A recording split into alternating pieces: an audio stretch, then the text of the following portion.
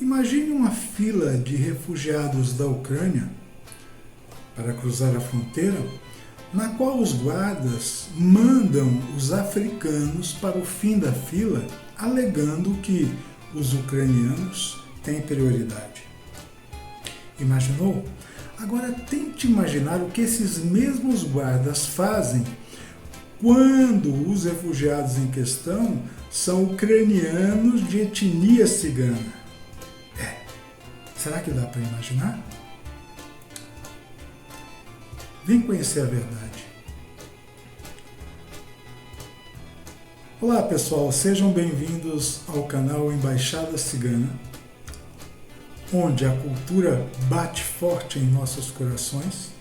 Sou Nicolas Amanushi e o tema que nós vamos abordar hoje é Ciganos em Guerra. Antes da invasão,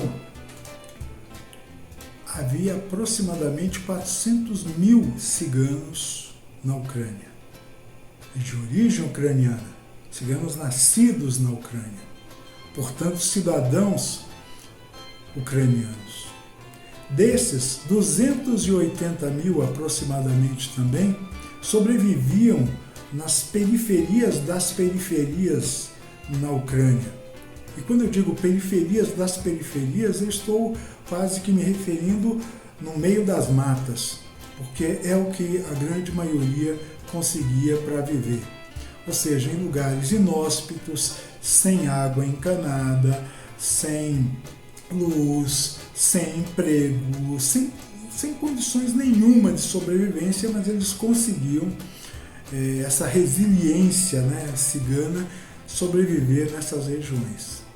Desses, do total de 400 mil, 280 nessa situação, e 120 mil, mais ou menos, também viviam já em áreas centrais da Ucrânia. E esses viviam, obviamente, em condições melhores, em casas. Só que o que acontece? Para viverem dessa forma, eles negavam a etnia, escondiam a etnia. Era a única forma deles terem condições de viver um pouco de dignidade num país que, na realidade, sempre perseguiu os membros, de etnia cigana, os indivíduos de etnia cigana. E digo isso embasado em fatos históricos, não estou dizendo por dizer, ou seja, para fazer uma maquiagem no que nós estamos abordando. Não, é a realidade histórica. Vamos aqui ter algo em mente, atual. Esses que vivem na sociedade, mais ou menos 120 mil, muitos deles empunham hoje armas para defender, como cidadãos ucranianos, o país da invasão que os russos estão realizando. Agora, eles fazem isso sabendo que deixaram atrás de si mães, mulheres, filhos, enfim, irmãs que estão sem proteção alguma, sem proteção do Estado nenhuma, pois muitas dessas mulheres que ficaram ciganas são estupradas e mortas. Muitos dos parentes dos filhos que ficaram são, inclusive, hoje em dia, sequestrados pela própria Rússia para terem um tratamento militarizado em terra estrangeira. Essa infelizmente é uma realidade. E parte dos problemas que eu disse que são históricos tem a ver com o seguinte: desde o término do regime soviético, muitos, para ser mais preciso, a maioria dos ciganos na região, os ciganos ucranianos, são analfabetos. E por serem analfabetos, não possuem documentação.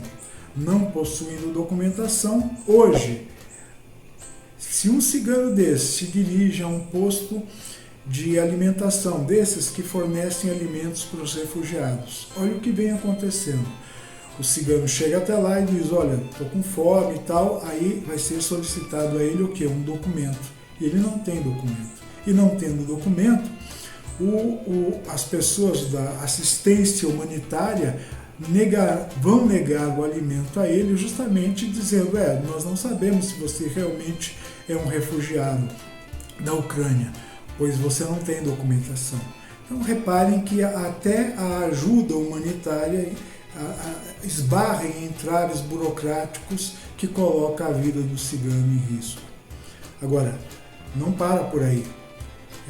Também o que acontece é que grande parte do leste europeu, em grande parte, aliás, do leste europeu, o movimento do neonazismo vem em crescente.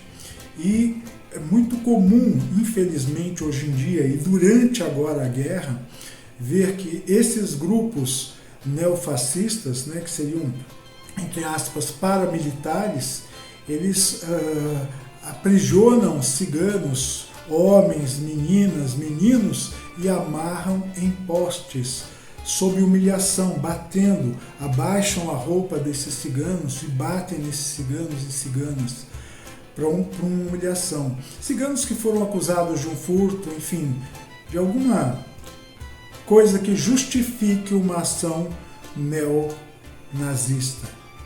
E em conivência, infelizmente, com o próprio governo da região. Então reparem que a situação é muito difícil. Quem nos trouxe essas informações foi um cigano do grupo Sinti, que é um eurodeputado, ainda bem, representando muito bem a etnia e a cultura cigana, um eurodeputado chamado Romeu Franz. Ele fez uma viagem até a Ucrânia para ver a situação dos nossos irmãos e, infelizmente, constatou essas atrocidades. Bom, essa é uma triste verdade que o vídeo de hoje tinha que abordar. Então, nós temos um lema que diz o seguinte: para a solução de um problema, para a resolução de um problema, basta o primeiro passo. E o primeiro passo é a consciência, é ter consciência do problema. O segundo passo é compartilhar esse problema para que outras pessoas conheçam a verdade sobre esse problema. Então, eu coloco à disposição de vocês essa verdade e peço, compartilhem para que outros conheçam essa verdade. Tá bom? Um abraço e até a próxima.